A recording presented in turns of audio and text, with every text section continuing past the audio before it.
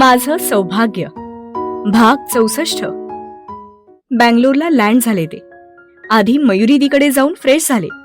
मधुरा पुण्यात काय काय केलं या गमती जमती सांगू लागली. विनय, मयुरी आणि विक्रांत तिची फक्त बडबड ऐकत होते. ती कोणालाच बोलण्याचा चान्सच देत नव्हती.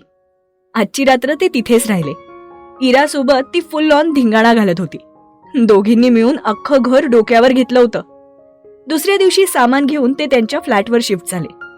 जास्त लोकांतून आता दोघंच राहायला आले होते म्हणून तिला जरा उदास उदास वाटत होतं. तिची मनस्थिती त्यालाही समजत होती. त्याचंही सेम फिलिंग होतं. तोही त्याची पूर्ण फॅमिली सोडून आला होता. बाहेर राहायचा, पण काही दिवसांसाठीच. आता किती महिने वर्ष असं राहावं लागेल हे त्यालाही माहित नव्हतं. पण हे असं बाहेर राहणं गरजेचं होतं. आता तो पुढे काय करायचं याचा विचारच करत होता. जॉब तर त्याने सोडला होता. काही सेव्हिंग्स होती ज्यात पुढचे काही महिने ते आरामात सर्व्हाइव्ह करू शकत होते.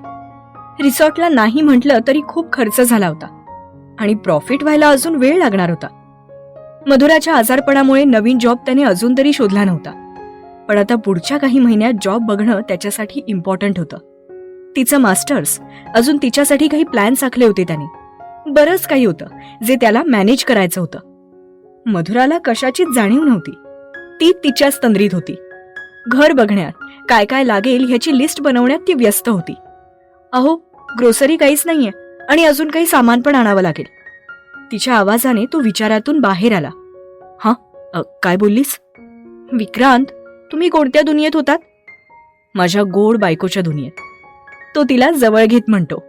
चुप बसा, कुठेही सुरू होता तुम्ही. अरे हे काय, आता आपण दोघंच आहोत. कोणी येईल म्हणून घाबरून लाजण्याची अजिबात गरज नाहीये. आता फक्त मी आणि माझी लाजरी बायको. अहो शोना, आता आपणच आहोत ना.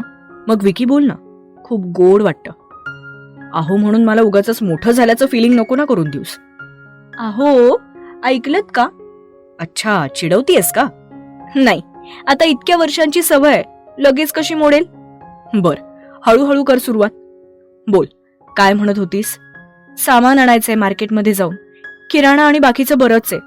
ओह, सांग ना मग. तुझ्या माझ्या संसाराला आणि काय हवं? तो तिच्या गालावर गाल घासत म्हणतो. काय हो, तुमचं आपलं काहीतरीच असतं. नाराज आहेस बच्चा? का? घर नाही आवडलं? तसं आवडलं, पण आपल्या बंगल्याच्या पुढे किती छोटं आहे आणि किचन तर सुरू होण्यापूर्वीच संपून जातं. आपलं पुण्याचं घर किती मोठं आहे आणि आमचा वाडा पण प्रशस्त होता. बच्चा, अगं फ्लॅट्स असेच असतात. आणि मग मला झोका. तुम्हाला माहितीये ना मला झोका आणि बगीचा किती आवडतो. बच्चा, टेरेस गार्डन आहे हा फ्लॅट. तिथे पाहिजे तितके प्लांट्स लाव ना तू. आणि झोका तो आणतो की मी. आपल्या घरा इतका स्पेस नाहीये इथे, पण थोडंसं ऍडजस्ट कर ना. मी बघतो रो हाऊस किंवा बंगला जवळपास रेंटवर मिळतोय का ते. नाही नको, जाऊ देत, आपण दोघंच तर आहोत. ती थोडीशी रागात आणि नाराज होऊन म्हणते. एकतर तिला इथे राहायचं नव्हतं, त्यात फ्लॅट सिस्टीम तिला बिलकुल आवडत नव्हती. ती सारखी त्यातल्या चुका काढत होती. त्याला पण समजत होतं, पण रागावून चिडून ती अजून किरकिर करत बसली असती. म्हणून तो तिला शांतपणे समजुतीने घेत होता. इथे नील आणि आशू पण नव्हते तिला सांभाळायला. जे काही करायचं होतं ते त्यालाच बघावं लागणार होतं. बापरे बच्चा, तू किती चिडचिडी झालीयस माहितीये का तुला? आता तर मला ना ते सनी देओलचं गाणं म्हणावं लागतंय की काय असंच वाटायला लागलंय. कोणतं? छोटासा घर है मगर तुम इसको पसंद कर लो. इश्श विकी, काही काय, तुम्हाला कसं सुचतं हे सगळं? ती लाजून त्याच्या टी शर्ट मध्ये तोंड लपवते. सुचतं असंच, हुशारच आहे मी तेवढा. करणार तरी काय. बरं शोना, चल फ्रेश हो, शॉपिंगला जाऊया. दोघंही आवरून बाहेर येतात. पहिल्यांदाच दोघं वेगळे राहणार होते म्हणून काय काय लागतं हे ती आई, मावशी, आसावरी यांना कॉन्फरन्स कॉलवर घेऊन विचारत होती. विक्की मात्र डोकं धरून बसला होता. बायका संसाराचा कुठपर्यंत विचार करतील याचा अंदाज बांधणं पण चुकीचं होतं. त्या जे काही सांगत होत्या ते सगळं नोट करून तिने खरेदी केलं. घ्यायला तर ते किराणा आले होते, पण सोबत बरंच काही घेतलं. विकी फक्त बॅग्सच सांभाळत होता आणि बिल पे करायचा. सगळं घेईपर्यंत संध्याकाळ झाली म्हणून बाहेरच जेवण करून ते उशिरा फ्लॅटवर आले. तो तर इतका वैतागला होता की लगेच झोपी गेला. मधुरा सगळं सामान लावण्यात बिझी झाली. तिला जसे पाहिजे तसे थोडेफार चेंजेस केले, फोटो काढून फॅमिली ग्रुपवर टाकले. थोडी उशिराच तीही त्याच्या शेजारी जाऊन झोपली. झोपेतच त्याने तिला जवळ घेतलं. आता तिला घरातल्या कामाचं टेन्शन नव्हतं आणि ना कोणी होतं जे तिला लवकर उठ असं सांगणार होतं. दोघेही निर्धास्तपणे झोपले होते. 9 वाजता विकीचा मोबाईल वाजला तेव्हा त्याला जाग आली. ती त्याच्या शोल्डरवर डोकं ठेवून झोपली होती. हळूच डोकं खाली ठेवून तो बाहेर येऊन बोलू लागला. स्वतःचा आवरून तो दोघांसाठी ब्रेकफास्ट बनवू लागला. किचनमधल्या आवाजाने तिला जाग आली. केस नीट करतच झोपेतच ती बाहेर आली तर विकी आत काहीतरी बनवत होता. तिने मागून जाऊन त्याच्या खांद्याला किस केलं आणि हक केलं त्याला. गुड मॉर्निंग जान, झाली झोप? मला का नाही उठवलं? तू साखर झोपेत होतीस ना, म्हणून उठवू वाटलं नाही बच्चा. आवरून ये ना, मी नाश्ता लावतो. ठीक आहे. ब्रेकफास्ट करून ती बाकीचं आवरत होती. आधी तिला खूप कामं असायची. त्या मानाने इकडचं दोघांचं आवरणं म्हणजे काहीच नव्हतं. सगळं आवरून स्वयंपाक करून ती त्याच्या समोर येऊन बसली. तो अजून पण लॅपटॉपमध्ये काहीतरी बघत काम करत होता. 10-15 मिनिटं झाली तरी त्याचं तिच्याकडे लक्षच नव्हतं. म्हणून मांडी घालून रागाने दोन्ही हात गालाला लावून ती त्याच्याकडे बघत होती. काही वेळाने त्याचं तिच्याकडे लक्ष गेलं. काय झालं बच्चा, अशी का बघतीयस? खूप लवकर लक्षात आलं मी आहे म्हणून. सॉरी जान, थोडा बिझी होतो.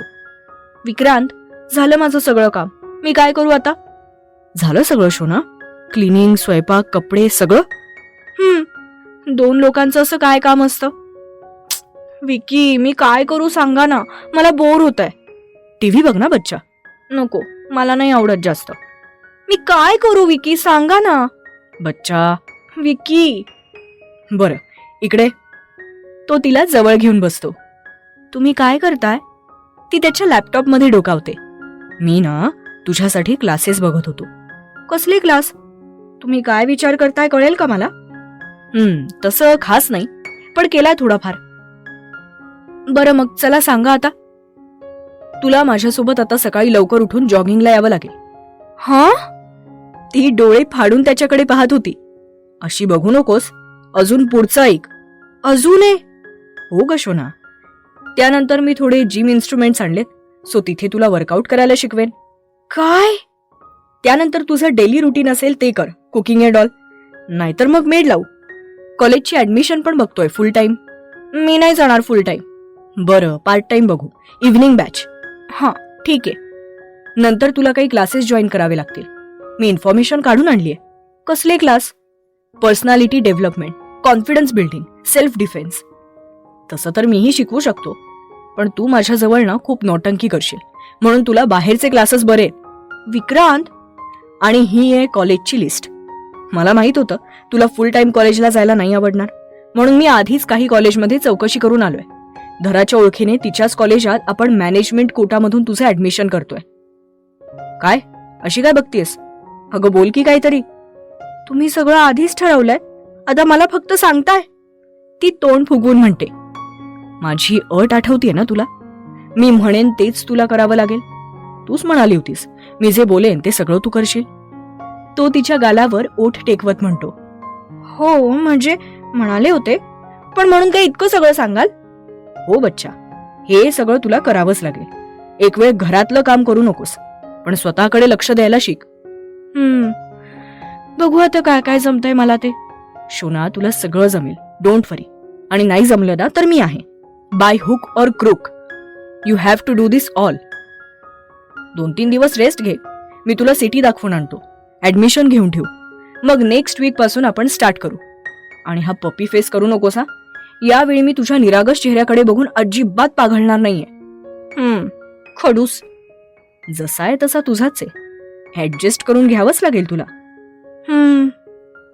कार्गो मधून त्यांचं सामानही येतं. तिची कार, बाईक, बाकीच्या वस्तू. 2-3 दिवस तो तिला सिटी फिरवून आणतो. रस्ते फॅमिलियर करून देत असतो. लगेच तर तिला समजणार नव्हतं, पण तरी दोघांना असा क्वालिटी टाइम तिथे मिळतच नव्हता ना. विकी तिच्यासाठी अजून शॉपिंग करत होता. ती नको म्हणत असतानाही घरी वापरण्यासाठी, जिम मध्ये यूज करण्यासाठी काही शॉर्ट्स घेतो. ती खूप अनकम्फर्टेबल फील करत होती, पण सुपर क्यूट दिसत होती त्यात, छोटीशी बार्बी डॉल. आजारपणामुळे तिने सीईटी दिली नव्हती, म्हणून मॅनेजमेंट कोटामधून तिचं पार्ट टाइम MBAचं ऍडमिशन करवतो तो. तो पूर्ण वेळ तिला देत होता. जी स्पेस त्याला तिथे देता आली नव्हती तो वेळ तो तिला आता देत होता. ती रोज संध्याकाळी घरी व्हिडिओ कॉल करायची. दिवसभर काय काय केलं ते डिटेलमध्ये सांगायची. मग आशू तिला राजा राणीचा संसार म्हणून चिडवायचा. दोघं कॉलवर पण खूप भांडायचे. परत कॉल ठेवताना त्यांना बघून उदास झाली की मग विकीला एकटं सोडत नव्हती. खूप वेळा म्हणायची की इथे नको ना. नुसतं त्याचं डोकं खायची ती. 2-3 दिवस असेच गेले, फिरण्यात, मजा मस्ती करण्यात. बच्चा उठ, 6 वाजलेत. 5 मिनिटं फक्त. नाही, उठ लगेच. शोना, जॉगिंगला जायचंय ना, उठ बरं, फ्रेश हो. कसे बसे डोळे चोळत ती उठून बाहेर आली. हो नको करत ती जॉगिंग सूट घालून तयार झाली. थंडी खूप होती, त्यात ती झोपेतच होती. त्याचा स्पीड तिला मॅचच होत नव्हता.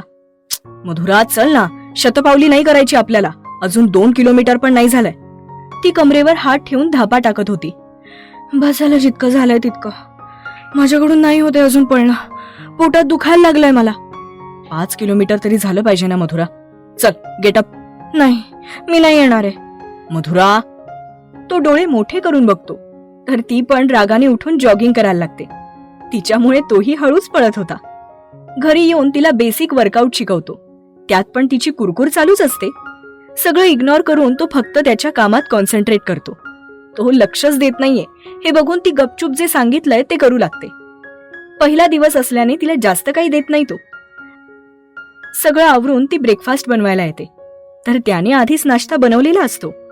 विक्रांत, माझे पाय, हात, अंग खूप दुखतंय. सवय नाहीये ना तुला, म्हणून असं होतंय. हळूहळू होईल की सवय. ऍक्च्युली हे मी आधीच करायला पाहिजे होतं, पण ठीक आहे, उशिरा सुचलेलं शहाणपण, अजून काय म्हणू. बरं चल आवरून घे, तुला क्लासला सोडतो. 1-2 दिवस मी येतो सोबत, मग तुझी तू जात जा. अहो पण मग स्वयंपाक मी करतो ना सगळं. तू तुझ्या स्टडीवर फोकस कर. तुम्ही करणार? हो मी करणार. तुला आवडेल असंच बनवतो बघ. तो तिला पर्सनॅलिटी डेव्हलपमेंटच्या क्लासला आणून सोडतो. 6 महिन्यांचा क्रॅश कोर्स होता. तसं तर तिला येत होतं, पण फक्त तिच्या ओळखीच्या लोकांशीच बोलायची, तिच्या कम्फर्टनुसार. बाकी नवीन कोणाशी बोलताना कचरत होती. जे झालं त्याचा इम्पॅक्ट तिच्या फ्युचरवर पडू नये म्हणून हे सगळे उपद्व्याप. तिथे बऱ्याच ऍक्टिव्हिटीज होत्या जे तिला भविष्यात कामी येणार होतं. तिथेही 2-3 फ्रेंड्स झाले होते तिचे, प्रणव, श्वेता आणि गंगा. तिला क्लास संपल्यावर तो न्यायला आला होता. दुपारचं जेवण झालं. थोडा वेळ रेस्ट करून त्याने तिला सेल्फ डिफेन्सच्या क्लासला आणलं. तो फक्त 1 महिन्याचा क्लास होता, जिथे फक्त बेसिक शिकवणार होते. बाकीचं ट्रेनिंग विक्रांत देणार होता. सगळं खूपच नवीन होतं तिला, जम्बलिंग होत होतं. तरी विकीला मनात ओरडत कसं बसं करत होती ती. तिथून परत 6 वाजता MBAच्या क्लासला सोडलं. 2 तासाचं होतं कॉलेज. पहिला दिवस आणि सकाळपासून दमल्यामुळे ती जास्त कोणाशी बोललीच नाही. 8 वाजता तो तिला न्यायला आला. ती आता भयंकर दमली होती. कारमध्ये झोपी गेली. घर आल्यावर त्याने तिला उठवलं आणि चेंज न करता कसंबसं खाऊ घालून ती आहे त्या कंडिशनमध्ये सोफ्यावर झोपी गेली. त्यानेच तिला उचलून बेडवर नीट झोपवलं. दिवसभराचा थकवा, ओढाताण तिच्या चेहऱ्यावर स्पष्ट दिसत होती. तो तिथेच तिच्या शेजारी बसून तिचं डोकं दाबून देत होता. सॉरी बच्चा, माहितीये तू खूप जास्त एक्झॉस्ट झालीयस, बट तुझ्यासाठी हे सगळं खूप महत्वाचं आहे म्हणून करतोय हे सगळं. एक दिवस तू नक्की समजून घेशील मला. आय लव्ह यू शोना. तिथेच बसून तो स्वतःचं काम करू लागला.